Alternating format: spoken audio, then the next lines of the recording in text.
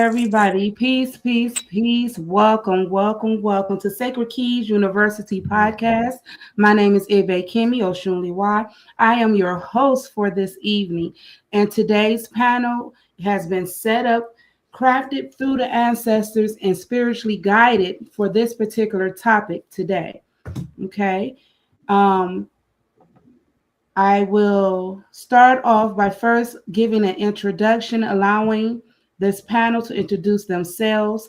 If we could start with our elder, Afar, first. Elder, if you could go ahead and introduce yourself to the people. Okay. My name is Afar Bay. I'm a paralegal, 30 years experience. Used to be in the Republic. I'm going to redo that, but I'm trying to get that on an international level as a registrar.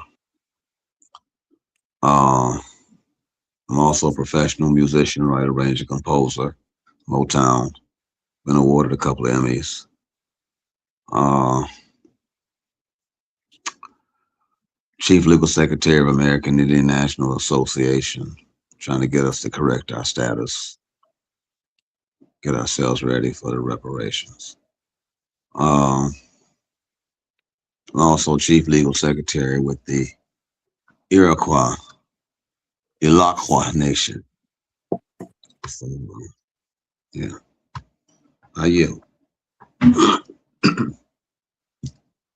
Ashe, Ashe. And if we can have the goddess come next, introduce yourself. Hello, my name is Jazz, the Golden Child. Most people call me Jasmine. Um, I am a mother, an artist, writer, composer. I am also a humanitarian, a community leader and activist, and I have a radio station, Sound Soup Nation Radio. Me and my cousin Motivine, he's a big CEO. I'm little CEO, and also president. And that's me. Ashe, Ashe. Thank you for coming this afternoon. Mrs. Jazzy D. Golden Child in the house. Now we bring you our very own Professor, Minister Hudson. If he can introduce himself. Praise Yahweh, everyone. Greetings. My name is Leonard Hudson, Managing Trustee of Real Health, PMA, and the other list is too long for this broadcast. But 100% everything dealing with natural health and any facet that can bring a man from broken to completely healed with his or her consent. And I'll leave it there. Ashe, Ashe. I Okay. couldn't hear what he was saying. I couldn't hear what he was saying because of the screeching from the microphone needing to be adjusted. Okay, A lot thank of you for that. screeching. Let me attempt to. You sound good right now, Professor. Okay, Yeah, this is I'll repeat that. Okay, appreciate I'll it. get a little closer to the mic. My name is Leonard Hudson, Managing Trustee of Real Health PMA. We're about the complete 360-degree, everything that's included concerning our health, our well-being, our life, our health, our energy, how we eat helps contribute to how we think, helps contribute to the success of our lives. So everything starting with food and ending with the complete health of the being. If you eat right, you can invest right. You eat right, you can sleep right. That's So right. food is energy. Yeah. When we Yeah. know how to use energy in the alchemic state, this Yes. biological lab will benefit you. And then you'll be able to enjoy the wealth that you've made. Yes. So I'll discuss more of that uh, at a later date. But that's a quick intro. Many years of experience, even 40 years of experience in health, martial arts, energy, Okay. healing, bagua, tai chi, shingi, professional fighting. Detroit Police, ex-Detroit Police trainer, and a lot of other things for the resume. But I'll stop there and yield for sake of our broadcast tonight. Okay. And thank you. You're a heavy brother. Ashe. Welcome, Professor. Once again, that's our professor at SacredKeyz University. Ashe, Ashe. I cannot wait for everyone to get involved with this conversation today. Okay, I hear y'all. I hear y'all. Y'all excited. I hear it. I'm grateful for it. What was the name of that organization? It's Real Health something. It's Real Health PMA. PMA. It's Real Health, all cap entity. The commas there, then all cap PMA. That's Signaling Private Membership Association. Okay, I'm pleased to meet you. All right. Please meet everyone. Great. Ashe. So once again, thank you all for choosing this opportunity and being obedient to your spirit. Today we are talking about my soul is not for what? Sale. My soul is not for sale. And one of the things that inspired me was a meditation that I was participating in a couple of weeks ago. And the spirit said there are a lot of narcissistic individuals who have convinced themselves of things that are not true, and yet they will embed their energy onto you.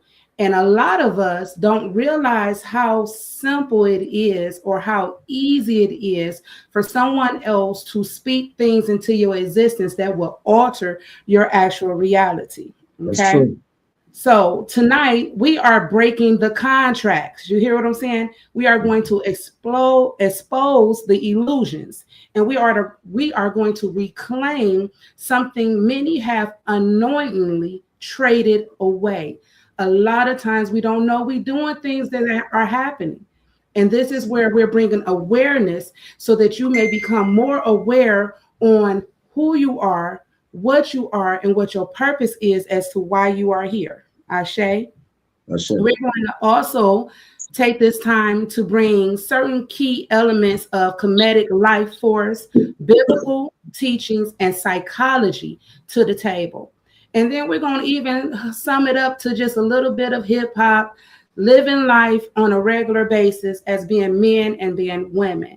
So with that being said, we're going to first always acknowledge our ancestors, Ashe. For those who do not know how this works, we take a moment for silence and we just think of our loved ones. For those who are around a live plant, get you some water, pour some water into your plant. As you call out your ancestors' name, you give life and essence and remembrance to those loved ones, okay? So once again, we're just going to take a few seconds for silence just for that.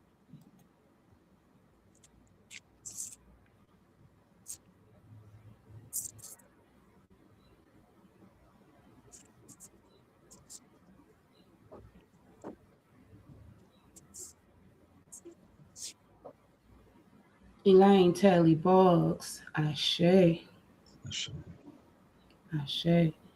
Oh, let's always make a reverence of always giving to our ancestors.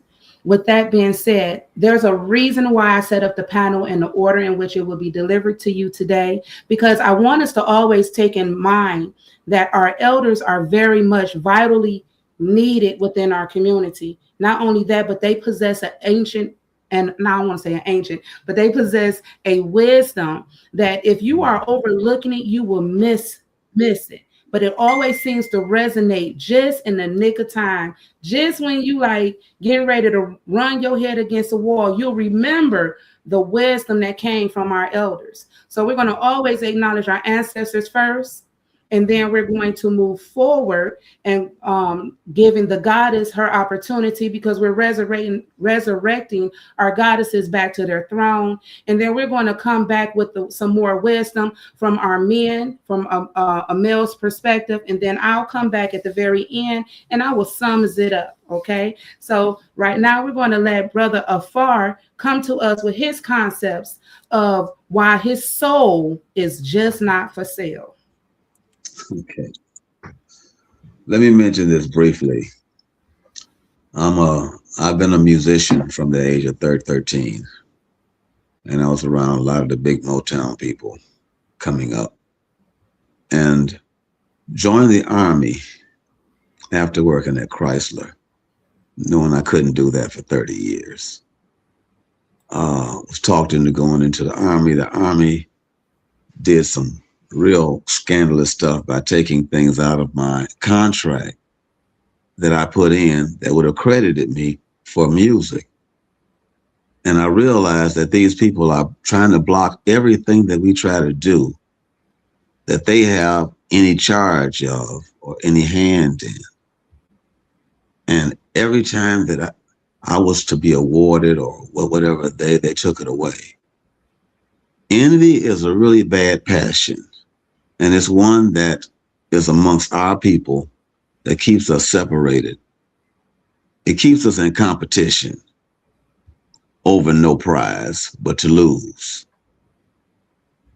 And the cooperation and the spirit of love needs to be corrected, because the false conception that's been given to us through the Jews, through music, is that love is something that's eros, that's sexual, that's physical. But there's more to love.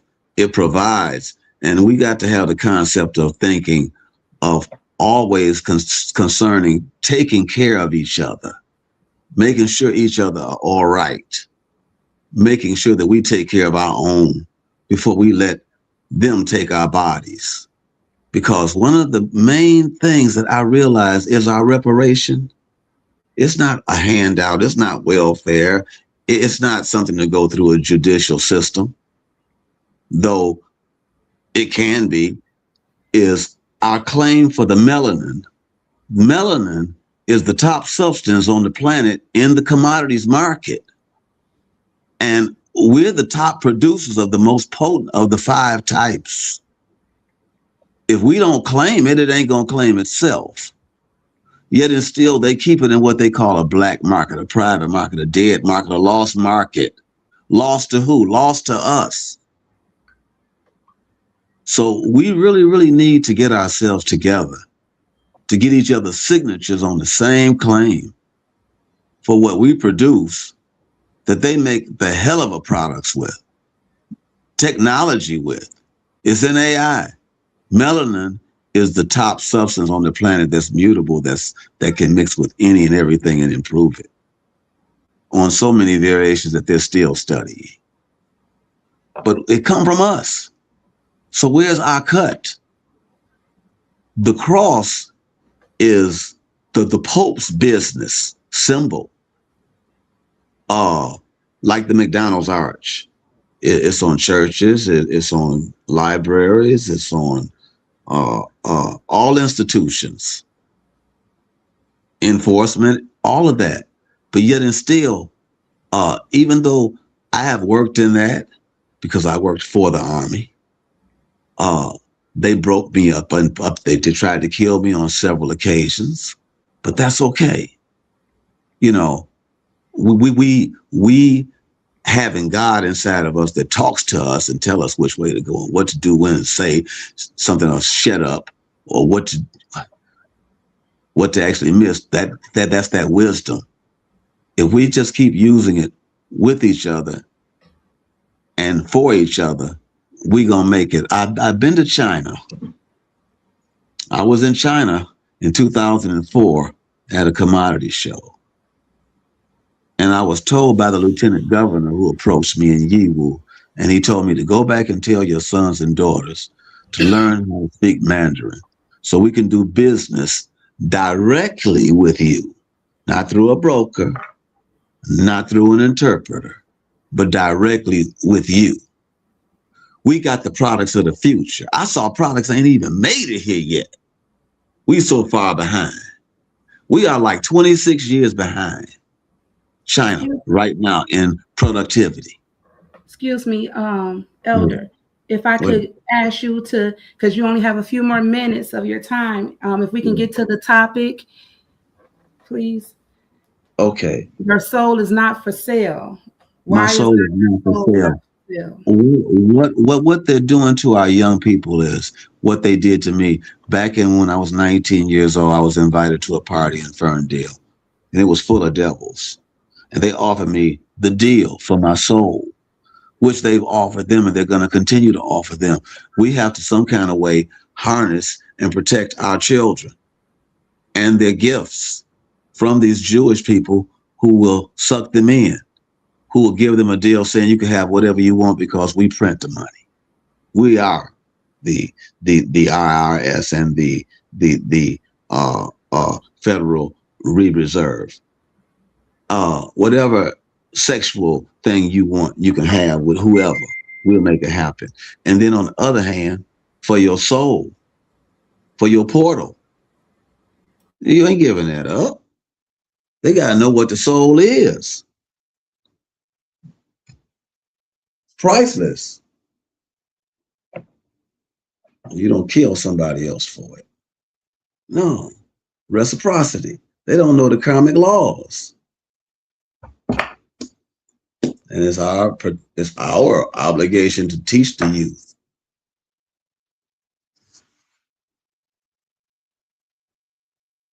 So we'll have something to work with for our future. And if they become brokers of the products of the future, that's wealth. That's wealth. Everybody got to come to us to get it. All we have to do is market.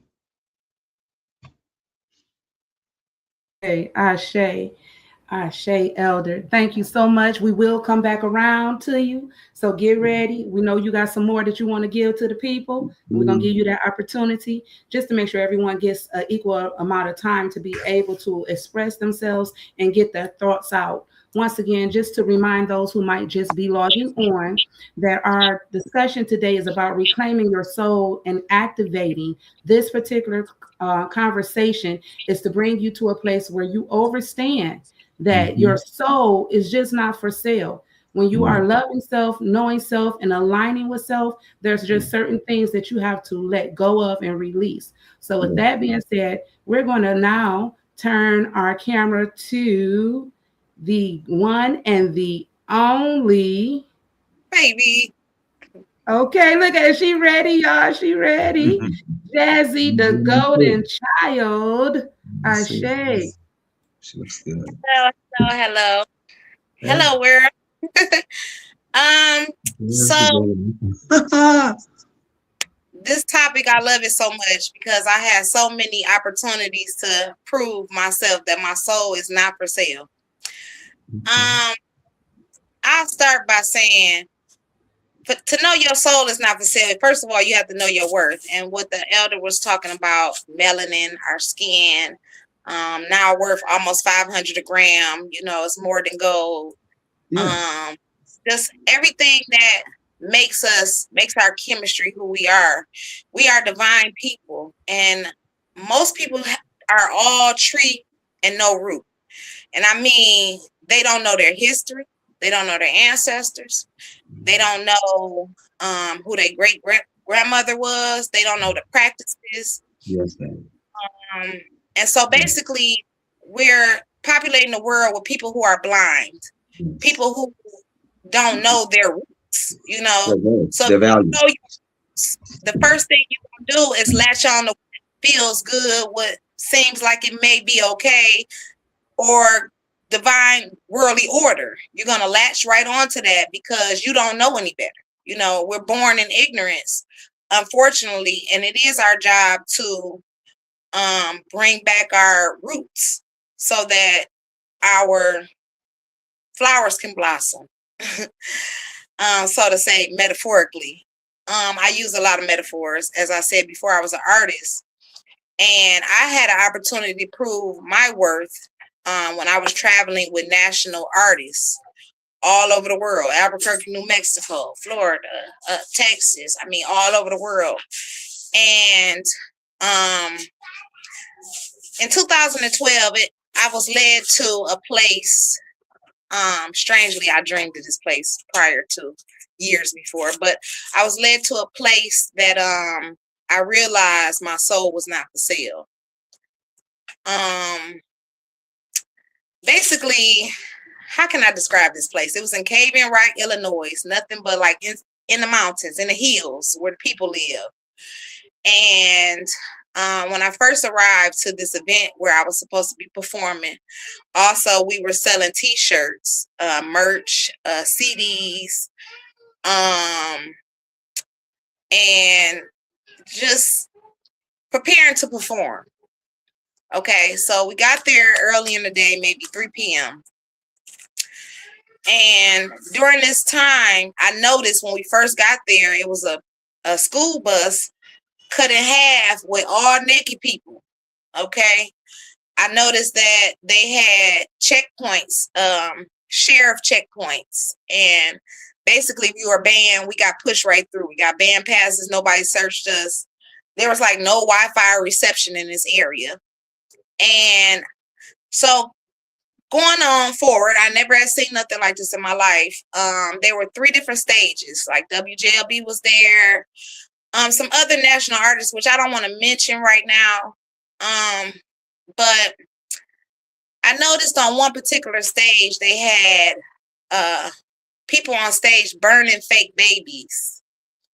And they had people around selling porn and drugs and on megaphones, speed, acid over here, crack, miles long. I mean, like at least a mile long. Different people selling different things, illegal things. Like I said, they were selling porn and other things like that. I noticed there were people that was dressed like witches, and it was people there naked, But then what really shocked me, as soon as it started getting dark, is the children were coming out. And at this moment, I noticed it was kids running around a bonfire. I could hear a song in the background talking about voodoo or whatever. So to make a long story short, because I know we only got a few minutes, I would pass by a lady who was, I guess she was a witch. She had a cloak, she had a staff, and I felt her energy. It was so strong, and I knew immediately I need to protect myself. So I went to the van, and I just prayed. And because I was chasing this life, okay, I would have been all the way up there because that's how talented I am. That I even have wrote for some of these artists, still receive checks for. But some things is just not worth it. My soul is not for sale. I went and prayed, and a few minutes after my prayer, I was still in the van. A few of the national artists came to the van and said, "Well, we made 30,000. We leaving." And my prayers were answered that fast. And after that, I left that word alone, and I knew that I have to do something. I can't do what they're doing. I have to do something great for my family, for my next generation, et cetera, et cetera. Being a woman, always being approached by men, because men, this is like Detroit, we call it the Trick City, okay? Men, I got 1,000 for you right now, that money be sounding real good, and it's like, sometimes it's like, I wish I was like that, but it's not in me. I'm just thankful that I'm not that woman that would be chasing dollars, because I've had so many men offer me money for sex, and my soul is not for sale. I'm going to love who I'm going to love. I'm going to try to be one person, So basically, I just have learned that to not be worldly, because once you get involved with what they're doing, they got you. And they'll send anybody. They'll send your friend. I thought these people who took me there to that place, it's called The Gathering, if you want to look it up. I thought these people were my friends. Not taking me to Hell's Kitchen. So my soul is not for sale. Sis, am I running over on my time, or I'm good? No, you still have like 4 or 5 more minutes. Okay, wonderful. So, okay, I can see now. And I have worked doing security for years. I would say about 7 years now. when I first started, I started with just a regular t-shirt that say security. Then I went and I got an opportunity to work in a strip club for 2 years doing security. And then I got 2 guns on me, a vest, and I just moved up in the security world. And these women that a lot of them had the same story. They want to come and talk to me. They missing fathers, they missing mothers, they was raped, they was a lot of them. The cycle of stories has been repeated to me so many times. I have noticed that they have given their soul away. It's not even, they can't even be real with themselves. Just like a man posing as a woman. You know, it's like they don't even want to acknowledge who they are. And like I said, they don't want to know their roots because they so far into this demonic spirits and they're being controlled. And then, you know, that substance and cocaine and all these other things are keeping them there. You know, they just can't let go. And I've seen a lot of these women, they demand attention. You know, that's why they up there on that pole. They fight if another man is throwing money. They want their sexual beings, like they want to rub on me, touch on me, and, you know, do things to me, or anybody for that matter. They think that they can win over everything sexually, but I have been the one to say, no, your bag is dirty. I need $20 for searching this bag. So, you know, they think they can say, oh, hey, beautiful. And I said, no, I told you to put all these items in Ziploc bags. You know, oh, you're so beautiful. I just want to touch on you. I do anything to, you know, all of this type of energy that they think is going to work on me. But no, my soul is not for sale. So I've learned in many different ways, especially having children, needing stuff. But the wonderful thing about my provider is no matter when I had needed, was in my most desperate need, provisions were provided. So that's how I know that I'm in tune and aligned, because I didn't have to go out. And now some people, I'm gonna be honest with you, the way the world is set up, it makes it hard for the single mother or single father, because they're forced to play these options. Like, if I don't do this, the rent is not gonna be paid. You know, instead of thinking 10 steps ahead back then, knowing your rent was going to be due on this day. You know, if you were more in line, you would know what you needed to do before you got to this point. To now, your only choices is to sleep with somebody, or to a man to get bent over for a few dollars, or a woman to open her legs for a few dollars, because now how you going to eat? That's your only, because you haven't prepared yourself for anything. You're not acting on none of the gifts that have been given to you, you know. And so a lot of people are put in these positions where they trade their soul for a few dollars because they're looking at now and not later. So Ashe. Thank you, sis. I truly appreciate you.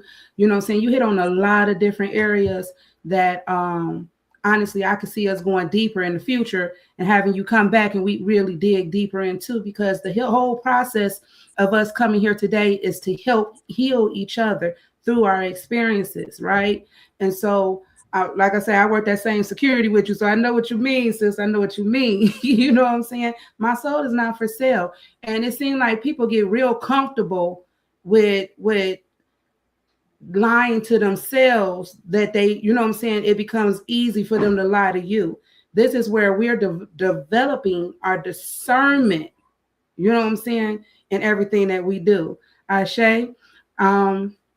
I wanted to make sure we got some time for some Q&A in case there's anybody who wanted to ask questions. So we're going to keep on moving right along, bringing you the one and the only, the Real Health PMA master, teacher, healer, protector, father. Okay, his list goes on and on and on. And when I say Professor Hudson is also one of our professors teaching PMA health and real health at SacredKeyz for you. And That's an online university for those who might not know. I'm going to allow him to come on and bring us his understanding of, once again, why his soul is not for sale. Ashe, Ashe, thank you Ashe, for Ashe. having me. Thank you for inviting me. And most of all, I thank Yahweh for this opportunity to be used for his name's sake, that others can benefit as I am in him. That being said, I'm going to go right into it. I'll be reading a little from 1 Kings chapter 21, beginning. And it came to pass after these things that Naboth, the Jezreelite, had a vineyard, which was in Jezreel, hard by the palace of Ahab, king of Samaria. And Ahab spake unto Naboth, saying, Give me thy vineyard, that I may have it for a garden of herbs, because it is near unto my house. And I will give thee for it a better vineyard than it. Or if it seem good to thee, I will give thee the worth of it in money. And Naboth said to Ahab, The Lord forbid it, that I should give the inheritance of my fathers unto thee. And Ahab came into his house heavy and displeased because of the word which Naboth the Jezreelite had spoken unto him. For he said, I will not give thee the inheritance of my fathers. And he laid him down upon his bed and turned away his face and would not eat no bread. But Jezebel, his wife, came to him and said unto him, Why is thy spirit so sad that thou eatest no bread? And he said unto her, Because I spoke to Naboth the Jezreelite, and said unto him, Give me thy vineyard for money, or else, if it please thee, I will give thee another vineyard for it. And he answered, I will not give thee my vineyard. And Jezebel his wife said unto him, Dost not thou, dost thou now govern the kingdom of Israel? Arise and eat bread, and let thine heart be merry. I will give thee the vineyard of Naboth the Jezreelite. So she wrote letters in Ahab's name and sealed them with his seal, and sent the letters unto the elders and to the nobles that were in his city dwelling with Naboth. And she wrote in the letters, saying, Proclaim a fast and set Naboth on high among the people, and set 2 men, sons of Belial, before him to bear witness against him, saying, Thou didst blaspheme God and the king, and then carry him out and stone him that he may die. And the men of his city, even the elders and the nobles who were the inhabitants of his city, did as Jezebel had sent unto them, and as it was written in the letters which she had sent unto them. They proclaimed a fast and set Naboth on high among the people. And there came in 2 men, children of Belial, and set before him the men of Belial, and the men of Belial witness against him, even against Naboth in the presence of the people, saying, Naboth did blaspheme God and the king. Then they carried him forth out of the city and stoned him with the stones that he died. Then they sent Jezebel, saying, Naboth is stoned and dead. And it came to pass when Jezebel heard that Naboth was stoned and was dead, that Jezebel said to Ahab, Arise, take possession of the vineyard of Naboth the Jezreelite, which he refused to give thee for money. For Naboth is not alive but dead. We'll stop there for sake of time. I just want to touch on the thought that my inheritance or my soul is not for sale. And what's so miraculous about this is that I was given this message before being asked to speak. So to me, it's the confirmation of why I'm here tonight. So to just touch base on this invitation that Naboth was given by King Ahab. His invitation was to buy his vineyard. His vineyard is not just a regular vineyard. It wasn't about uh, Naboth being a professional gardener or none of that stuff. It wasn't about him being a green thumber. It wasn't about him just loving to have extra possessions. It wasn't him being greedy and saying, no, this is, it wasn't about pride or none of that. It was about covenant. That's something that we as people are not intertwined with or in covenant with, and that is with our Creator. But Naboth, he remembered his Creator. He remembered that this land was not about real estate, but about the truest estate. Your truest estate is your relationship with your Creator. The scripture would say that we worship the creature more than the Creator. I'm just touching as I'm led tonight. When I was in those streets selling what I was selling, doing what I was doing, I was given also a proposition to become a hitman. And I had to tell the hitman, no. The power of no is so important. Everybody wants to fit in with this group or that group to the point that they allow their souls to become merchandise. And the Bible speaks against that. Don't let the world make merchandise of you. So you have this man who name is Naboth, who's staying by the palace, which represents what? World authority. The world don't really want to change your faith. They just want to change how you view your faith. That you can be happy with what they have to offer more than what God has already given you. The king said, I will give you one vineyard better than the one you have. You can't have a better gift than a covenantal gift that comes from the Most High. It's in him we live. It's in him we move. It's in him we have our being. It's in him we have our consciousness. In him, we've been gifted with all this beautiful melanin. However much it's worth on the black market, it's worth more than that to the Yahweh. Yeah, we see how they can make merchandise of us. But when you know your inheritance is not for sale, you stop donating that blood to the plasma centers like that.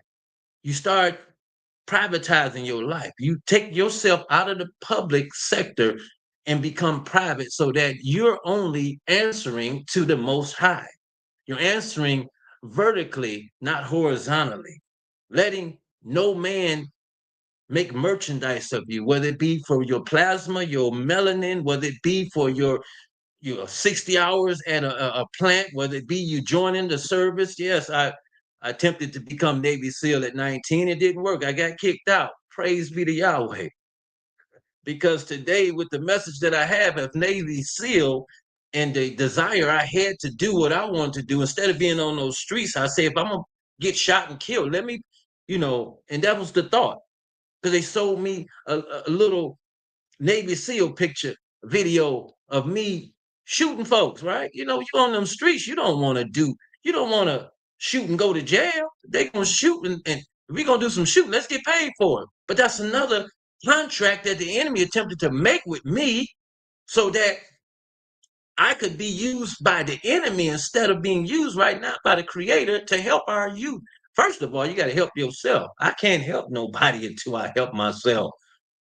I can't tell you which way to go if I don't know which way I'm going. Ahab knew what he was doing. He just wanted to get Naboth to sell out. The enemy want to get you to sell out with fear. The enemy wants to get you to sell out in any way possible. Speaking about music industry, I know a girl went to Ja Rule's camp, young girl, but she did not sell her body out like my sister and my brother was talking about. Didn't sell her soul out. What wound up happening? She came home. Peace, brother. She came home. She said, no, I cannot sleep with you for no record deal. But she was in Ja Rule's camp for about 2 or 3 days, so they couldn't break her. Peace, brother. Peace, brother. I'm sorry, but your time is good. Copy that. Ashe. Ashe, that brother was finna preach to us. You hear me? Excuse me. So, what we're going to do now is we're going to bring the topic back to the floor. And the topic, once again, is about your soul not being for sale. Through everything that I listened to today, there were moments of betrayal. There were moments of silence. There were moments of uncomfortability. There was moments of purpose, right? Now, whether you're coming from, once again, I always acknowledge my own belief first, which is Kimmie, the God, the life force, the Ba, the soul expression, or rather it was the Bible. What profit a man to gain the whole wide world and lose his soul? Psychology, identity, fragmentation, and conditions. Okay, the world has created such a mass delusion of what the actual truth is that it's so easy. It's a thin line, right, between the duality. There's somewhere in the middle you have to find the balance. Regardless of what your religious beliefs are, your spiritual practices are, you have to come to a place where you understand one thing for certain, yourself. You have to be certain within yourself moving forward. Our planetary alignment today opens what's called the red moon. Some people say cherry, the strawberry moon, the red moon today, April the 1st, 2026. For those who study astrology, you understand the window that is opening today. It's a place where you have to really start to claim your soul against everything, everybody that's around you. Why is that so important? My brother, my sister, the elder have already encouraged you and told you. Because there's always something or someone that's waiting for that window of opportunity to claim your soul. I call them narcissistic individuals, reprobated minds. They haven't found truth in themselves yet.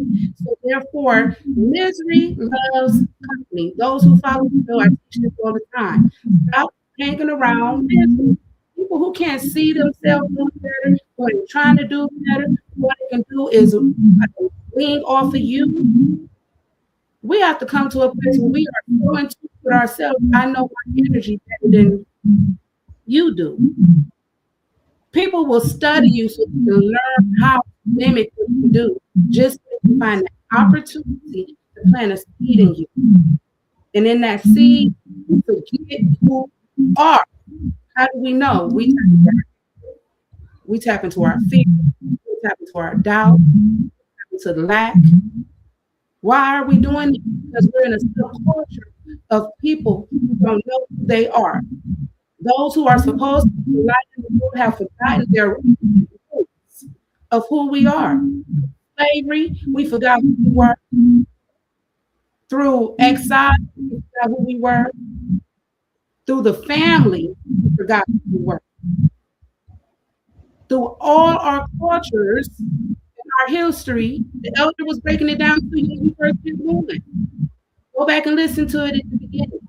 He was breaking down our science of who we originally are, and yet and still we don't take the time to go and research it. We are being led astray by other people. We're doing what everybody do just because that's what we do. No one's experiencing God on earth. God lives within, right?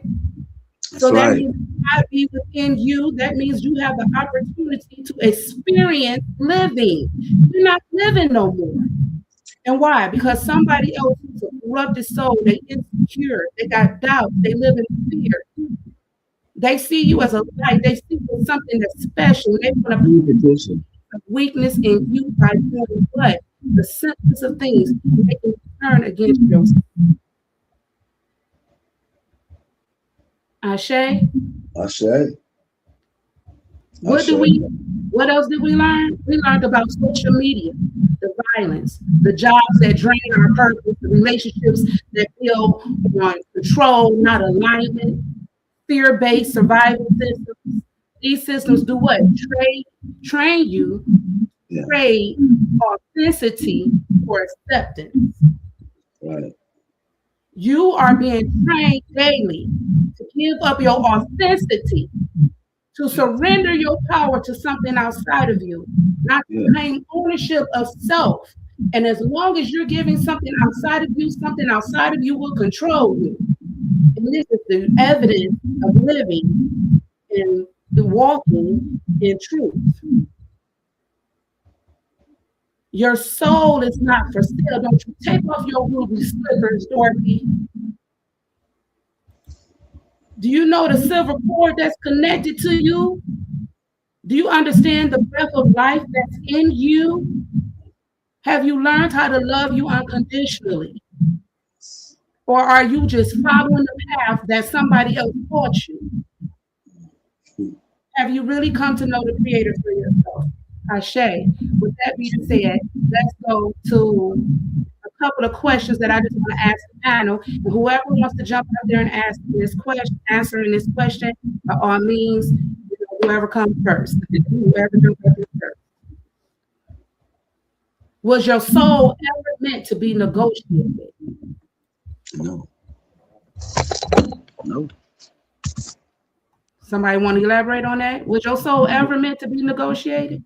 And give me a reason why. In your experience of living on this planet in life, what's your reason as to why? I can tell you why.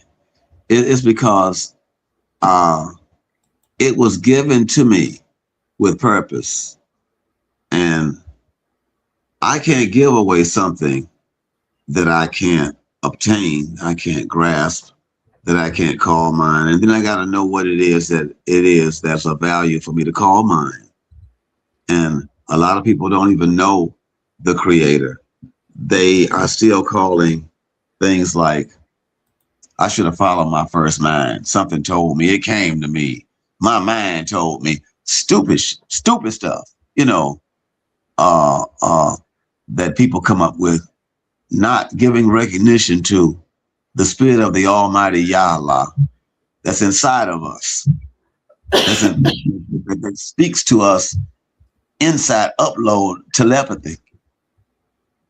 We don't think about that. Is a way I talk to myself. No, you're speaking to the spirit guide that's on the inside that was with you from the beginning. The lives you had before now. Hold the record. That's connected to your soul. You can't sell that. You can't sell your library.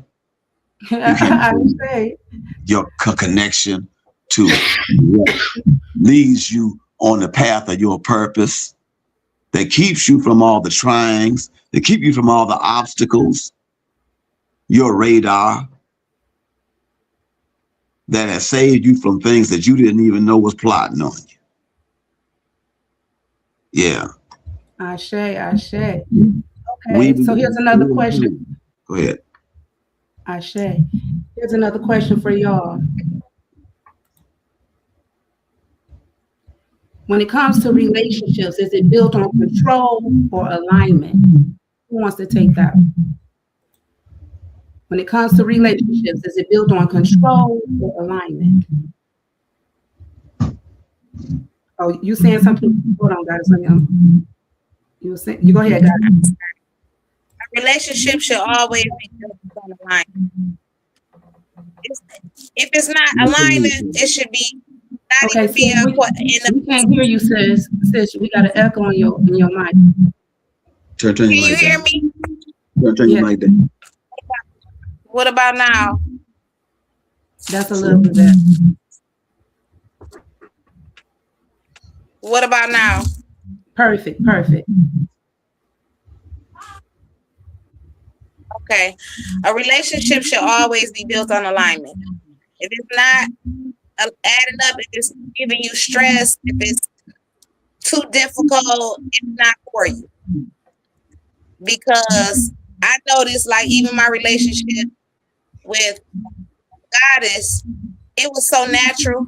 It came together. It's like we were kindred spirit. It was like everything was natural. I looked at that woman and I said, okay, I was meant to meet you. That is alignment. That's the only relationships that we should be inviting in our world, besides business relationships, that we have to deal with someone with a shorthand of spoon. Outside of that, no one should be in our circle if it's not in alignment. That's right. That's right. Ashe, I totally 100% agree. A lot of times we don't realize that that's why our alignment is off. At SacredKeyz, we teach you about the quantum field and how just our interactions are reciprocity of existence one with another. We reflect each other. So a lot of times we don't realize that being in the wrong environment, you're like a sponge absorbing the energy. All of a sudden you was in a good mood and then you was just in a fucked up ass mood because you were around the wrong people. You had the wrong negative mindset. You had the wrong energy. But as being light, this is where at SacredKeyz we also teach you stop running from them people and learn how to heal them. Be a reflection of the light to them people. I share with you. That's right. Okay. So our next question is dealing with fear-based or survival systems. Should we be more fear-based or should we be more survival systems? Build more survival systems. Say that again. Dealing with fear-based and survival systems. Should we live a life living fear-based or living in survival systems? I'll take that one. I'll take that one if you don't mind. It's a trick question. Yeah, fear-based, well, going biblically, fear no man, trust no man. And what do we have to fear greater than the creator? The Bible speaks about us worshiping the creature more than the creator. So a lot of those relationships, because we can't see Yahweh, who actually lives on the inside of us, speaking to us all day long. The Bible would say this, as point of reference, we're only seeing when we're drawn away and enticed by our own lust. So if your lust could be to save your life, your lust could be for desperation of food to save your household. They call that survival mode. What you won't do for $1? What won't you do for a Klondike today? What won't you do if your children get hungry? What won't you do?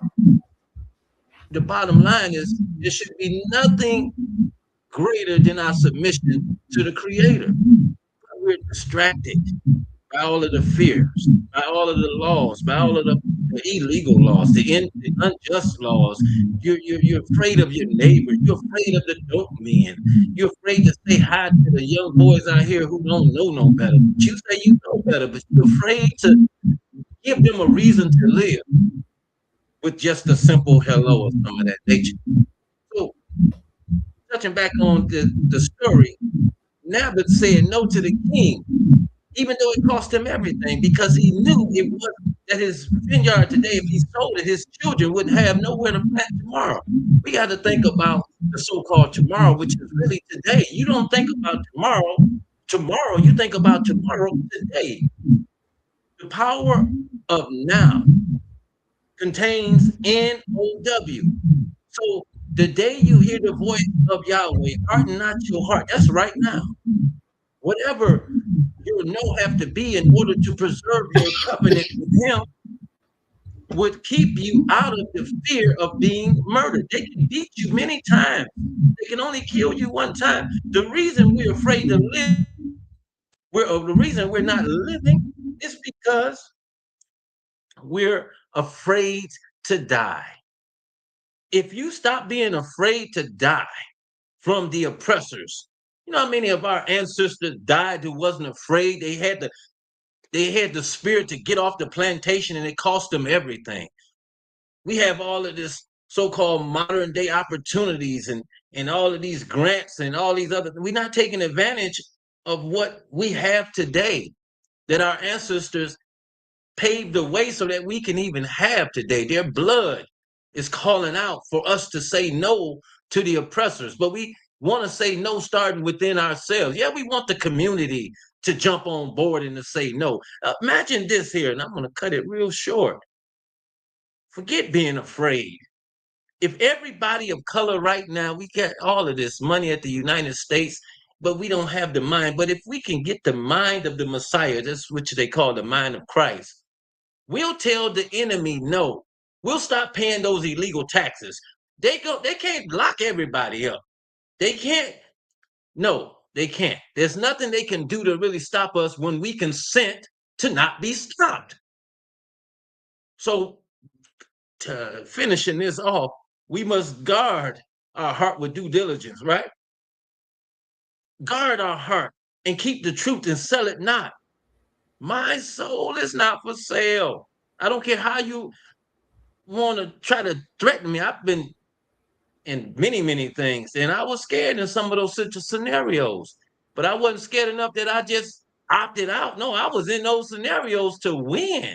You get what I'm saying? I wasn't so-called scared, but I was foolishly aggressive, put it that way, without saying too much. But the bottom line, why be afraid? They can only kill you one time. Elder, so let them beat you right now, but live without the fear of death. Thank you. There's something. Yes, there's something that you said there. I think it was about. Let me try to recall that.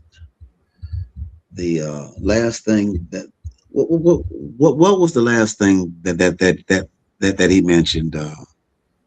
So I can refresh my mind. Being afraid to die, not living because you're afraid of death. Yeah. But there was another point you had made. About never not being afraid to tell the king no, even though it cost him everything. The power of now. People that come up with stuff to do for a Klondike bar. That stuck in my mind. I can't hear you. Right, you have an echo on your phone, sis. It's still an echo. I'm gonna just be quiet because I spoke. If you can't hear me, I learned a lot. Thank you. You know, can you repeat that though? We can hear you. We speak a little bit closer to the mic, and it'll be without the echo. Right. And you don't have to speak so loud. Okay, can you hear me now? Yeah, we can hear you. Yes. All you gotta do is just talk. I was adding to what the brother was saying. People won't, saying what they want for a Klondike bar. That's what stuck to. Yeah, that one was. The thing is that we have to know that we have the power to shut the system down. That's what I was saying. Collectively, all of us together. That's what you yes. We together have the actual power to regain our titles for our entitlement. See, we don't have to pay taxes when you claim who and what you own. When I was in China, I let the man know that I am a Choctaw, Moroccan. And when I told him that, he said, we can talk, have a seat. Otherwise, he was skeptical of me. But he saw that I was seeking. And the fact of the matter is we have to claim our title. Right now, we are actually property, some of us, not me. But some of us are property because of not correcting mother's contract with the state. And that needs to be corrected. And there's a few forms that you could correct that with. But once you claim to be an American Indian, because we are the Americas or the Amaraks, the original people, indigo, the Indians, the indigenous to this land, that they have no other choice. We can't be taken. We can't be sent away. Otherwise we are mischaracterized, misclassified, or declassified for reclassification by a registrar of the state who has named us through certain decades as from Indian Removal Act, colored, from colored to Negro Removal Act to Black African American, but we need to claim our titles, and we got a foundation. Peace. I do apologize, but we have our hour in and we're going actually over. So I would like to say that we will have to have a second one of these and break it down. Yeah. Y'all all had some very interesting facts. And once again, I truly appreciate y'all taking the time out to come and share your knowledge and your wisdom with us. Before we leave out, I would like for us to take a note out of The Return of the Ancestral Throne, Household Full of Slaves, on page 25. The Buddha said, your worst enemy cannot harm you as much as your own unguarded mind. And truly, the unguarded mind is traumatized family, which can harm generations. I can't hear you. You can't hear me? Your voice has a type of hollowness that I can't understand every word that you're saying. Okay, let me see something here. Hold on. You might need to come a little closer to the mic because it Okay, can you hear me now? Yes, I can. Well, it's doing some stuff again. Go ahead. Okay. Once again, the Buddha said, your worst enemy cannot harm you as much as your own unguarded mind. And truly, the unguarded mind is the traumatized family, which can harm generations. If we do not start making the healing process that's necessary for us to thrive, we will have a suffering within our own generations to come. The healing must start with yourself. Realize your own power. Do the work of healing yourself. No one else can do the work. I think Professor said it. No one else can do the work but you. And when you come to realize that your soul cannot be sold, that you are the God, the generator, the operator, the destroyer of your own destiny, then you'll start to come in alignment and realizing just how vitally important it is to utilize your discernment, your intuition, and moving forward. I thank you all for coming once again, being a participant with SacredKeyz University. Sacred You podcast. And I look forward to us elaborating and going deeper in the future. Anybody have any last minute want to say something before we go?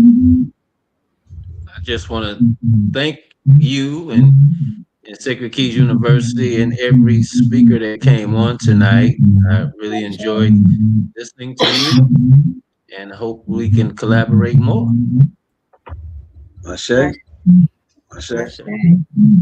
Shay. Once again, thank you all. Y'all have a wonderful night. And everybody out there, please like, share, and subscribe.